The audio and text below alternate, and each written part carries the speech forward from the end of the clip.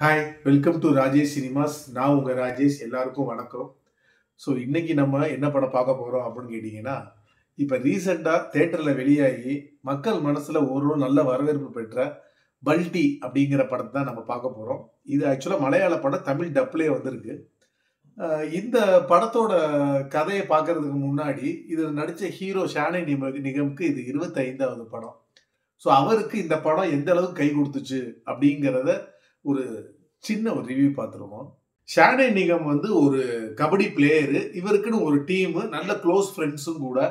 இவரு தொடர்ந்து கபடி போட்டியில வெற்றிகரமா ஜெயிச்சுக்கிட்டு வராரு. இப்படி ஒரு தருவாயில என்ன ஆகுது அப்புட்ன்னா, இவருக்கு ஆப்போசிட் விளையாடக்கூடிய டீமு ஒரு மிகப்பெரிய ஒரு கந்து வெட்டிக்காரனோட டீம் அந்த டீம். அது யாருன்னு கேட்டீங்கன்னா, நம்ம செல்வராகவன் தான் அந்த கந்து வெட்டி ஆளு.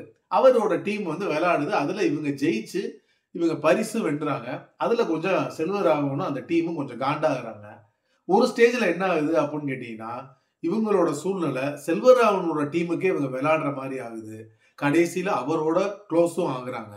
ஆனா, அவரோட குளோஸ் ஆனதுக்கு அப்புறம், இவங்களோட வாழ்க்கையே திசை திருப்ப போகுதுங்கிறது அப்ப அவங்களுக்கு தெரியல. இதுக்கப்புறம் இந்த படத்துல என்னென்ன சுவாரஸ்யங்கள் எல்லாம் நடந்துச்சு அப்படிங்கிறதுக்கான படம் தான் இந்த பல்டி.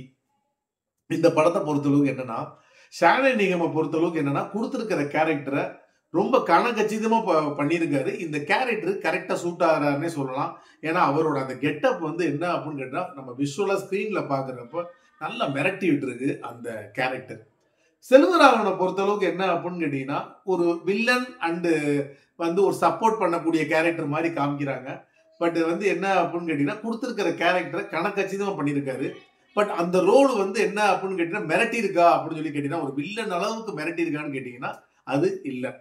அதனாலே என்ன ஆயிருதுன்னா, நம்ம ஷானே நிகம் வந்து எடுக்கக்கூடிய எந்த ஹீரோயிசமா இருந்தாலும், நமக்கு அது ஒரு பெரிய லெவல்ல வந்து ஒரு கனெக்ட் ஆகல அப்டிங்கிற மாரியே சொல்லலாம்.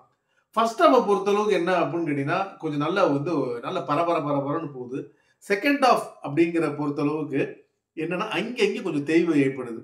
என்னன்னா, கதை வந்து ஒரே இடத்துல நிக்கிதோ, லேக் ஆகுதோ அப்டிங்கிற மாரி ஒரு சின்ன ஒரு 15 டூ 25 மினிட்ஸ் கிட்ட லேக்குங்கிற மாரி ஒரு நமக்கு வந்து ஆடியன்ஸ்க்கு தோணுது. எனக்கு அந்த மாரி ஒரு ஃபீலிங் இருக்கு. படத்த பார்த்து நீங்க எப்படி இருக்குங்கிறத சொல்லுங்க. ஸோ மொத்தத்துல இந்த படம் எப்படி இருக்கு அப்படின்னு சொல்லி கேட்டீங்க அப்படின்னா, அ இந்த படத்த பொறுத்தளவுக்கு நான் ஹீரோயின பத்தி பேசுறேன். ஏன்னா ஹீரோயின் வந்து இல்லைனாலும் இந்த படம் வந்து என்ன அப்படின்னு கேட்டீங்கன்னா, அ போற போக்குல தான் போகும்.